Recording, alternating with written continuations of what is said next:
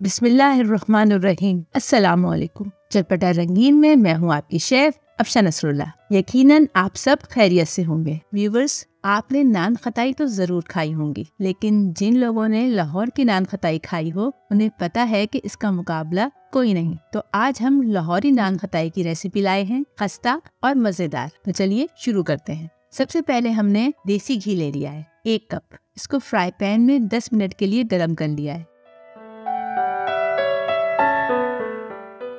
गरम करने के बाद उसे नॉर्मल टेम्परेचर पर आने तक ऐसे ही रहने दें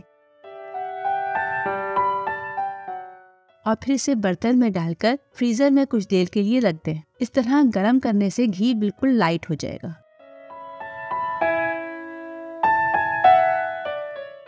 अब उसे हैंड बीटर से अच्छी तरह मिक्स कर लें। अगर आपके पास इलेक्ट्रिक बीटर हो तो इससे कर लें, आपका काम और जल्दी हो जाएगा। जब अच्छी तरह क्रीमी सा हो जाए तो फिर डालेंगे चीनी पिसी हुई 1 कप। उसे भी अच्छी तरह मिक्स कर लें। फिर मैंने लिया है मैदा 1.5 कप, बेसन 6 टेबलस्पून, बेकिंग पाउडर 1.5 टेबलस्पून, जायफल जावित्री 1 चुटकी, हरी इलायची 1/2 टीस्पून और इन सब चीजों को आपस में मिक्स कर लें।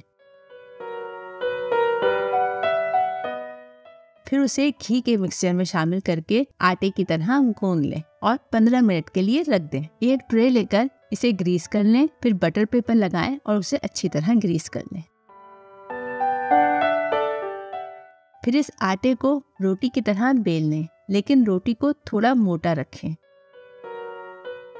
फिर किसी भी कटर की मदद से काट लें। मैं इसे छोटे से ग्लास से काट रही हूँ।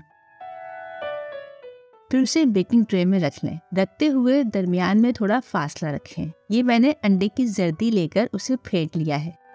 अब इसे ब्रश की मदद से नान खताई के ऊपर लगा रही हूँ। पतीली मैंने पहले ही प्री हीट करने के लिए रख दी थी। अब इसमें नान खताइयों को रखकर 20 से 25 मिनट बेक कर लेंगे। ये देखिए, हमारी शानदार नान खताइयाँ तैयार हैं। आप उसे ठंडा होने दें। ठंडी होने के बाद ये और ज्यादा खस्ता और मजेदार हो जाएंगी। आप इसे फौरन भी इस्तेमाल कर सकते हैं और एयर टाइट जार में रखकर कई दिनों के लिए स्टोर भी कर सकते हैं। खुद भी खाइए, बच्चों को भी खिलाइए और दोस्तों को गिफ्ट के तौर पर भी दीजिए। मेरी रेसिपी अच्छी लगे तो लाइक जरूर कीजिएगा। अगर चैनल पर नए हैं तो सब्सक्राइब करें और दोस्तों के साथ शेयर भी। मुझे दुआओं में याद रखें। फिर मिलूंगी किसी नई रेसिपी के साथ। अल्लाह हाफिज।